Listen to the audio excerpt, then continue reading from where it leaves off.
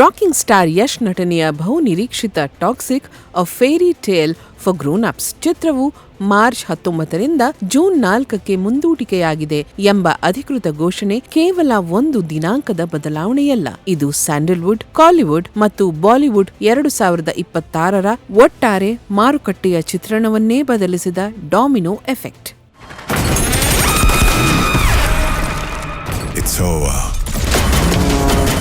March ತಿಂಗಳ ವಿಂಡೋವನ್ನು ಬಿಟ್ಟುಕೊಡುವ ನಿರ್ಧಾರದ ಹಿಂದೆ ಜಾಗತಿಕ ಮಾರುಕಟ್ಟೆಯ ಹಿತಾಸಕ್ತಿ ಎದ್ದು ಕಾಣುತ್ತಿದೆ.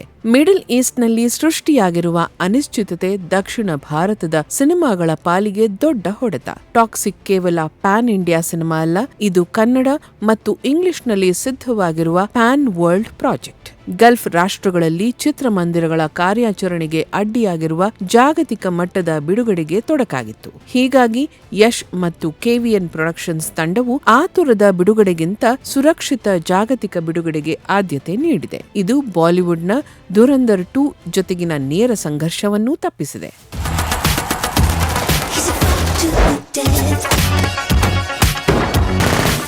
ಟಾಕ್ಸಿಕ್ ಬಿಟ್ಟುಕೊಟ್ಟ ಮಾರ್ಚ್ 19ರ ಸ್ಲಾಟ್ ಈಗ ಡಾರ್ಲಿಂಗ್ ಕೃಷ್ಣ ಅವರ ಲವ್ ಮಾಕ್ಟೇಲ್ 3 ಪಾಲಾಗಿದೆ. ಏಪ್ರಿಲ್ 10ಕ್ಕೆ ಬರಬೇಕಿದ್ದ ಈ ಚಿತ್ರ ಟಾಕ್ಸಿಕ್ ಹಿಂದೆ ಸರಿಯುತ್ತಿದ್ದಂತೆ ವೇಗವಾಗಿ ಮುನ್ನುಗ್ಗಿದೆ. ಯುಗಾದಿ ಮತ್ತು ಈದ್ ಹಬ್ಬಗಳ ರಜೆಯ ಲಾಭ ಪಡೆಯಲು ಇದು ಸುಸಮಯ. ಸಣ್ಣ ಮತ್ತು ಮಧ್ಯಮ ಬಜೆಟ್ನ ಚಿತ್ರಗಳಿಗೆ ಇಂತಹ ದೊಡ್ಡ ಹಬ್ಬದ ವಿಂಡೋಗಳು ಸಿಗುವುದು ಅಪರೂಪ.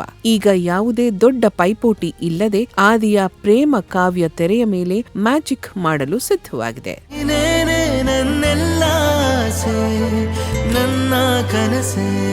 ಈ ಬದಲಾವಣೆಯ ಅಲೆ ಚೆನ್ನೈವರೆಗೂ ತಲುಪಿದೆ. ದಳಪತಿ ವಿಜಯ್ ಅಭಿನಯದ ಕೊನೆಯ ಸಿನಿಮಾ ಎನ್ನಲಾದ ಜನನಾಯಕನ್ ಜೂನ್ 18ರಂದು ಬಿಡುಗಡೆಯಾಗಲಿದೆ ಎಂದು ಹೇಳಲಾಗುತ್ತಿತ್ತು. ಆದರೆ ಜೂನ್ 4ಕ್ಕೆ ಟಾಕ್ಸಿಕ್ ಬರುತ್ತಿರುವುದರಿಂದ ವಿಜಯ್ ಚಿತ್ರದ ತಂಡ ಈಗ ಅನಿವಾರ್ಯವಾಗಿ ತನ್ನ ದಿನಾಂಕವನ್ನು ಮರುಪರಿಶೀಲಿಸುತ್ತಿದೆ. ತಮಿಳುನಾಡು ವಿಧಾನಸಭಾ ಚುನಾವಣೆಯ ನಂತರದ ಸೆಂಟಿಮೆಂಟ್ ಬಳಸಿಕೊಳ್ಳಲು ಚಿತ್ರವನ್ನು ಏಪ್ರಿಲ್ ಅಂತ್ಯಕ್ಕೆ ಅಥವಾ ಮೇ ಮೊದಲ ವಾರಕ್ಕೆ ಪ್ರೀಪೋನ್ ಮಾಡುವ ಬಗ್ಗೆ ಗಂಭೀರ ಚರ್ಚೆಗಳು ನಡೆಯುತ್ತಿವೆ.